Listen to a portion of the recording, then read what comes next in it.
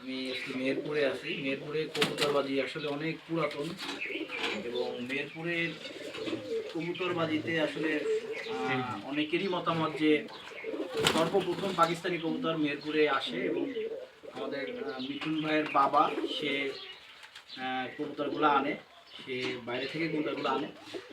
আর মেহেরপুরে আমি আসলে একাধিকবার আসি, কবুতর ওরা উপভোগ করি। মেহেরপুরে কিছু পুরনো কবুতর সম্পর্কে আমি অনেক এক সময় শুনছি যে ভালো ভালো কবুতর আছে, বাজি কবুতর।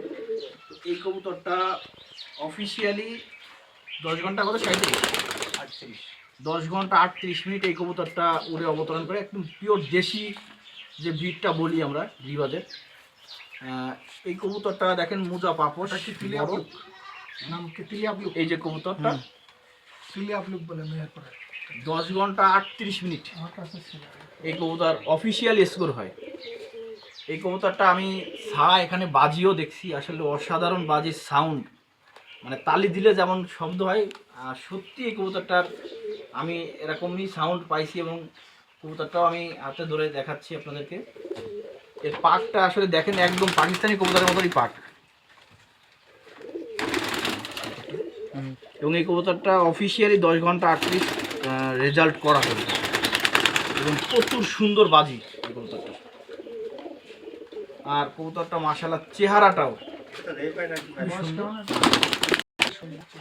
আর এই কবুতরটা মেহেরপুরে মানুষ তিল আবলুক নামে পরিচিত। এই কবুতরগুলো কবুতরটা মাশাআল্লাহ, কবুতরটা এগুলো হচ্ছে পুরনো ব্ল্যাক। দুপুরের দিকে তো একটু বাজি দেখি দেখানো যায় না। হ্যাঁ আমাদের তো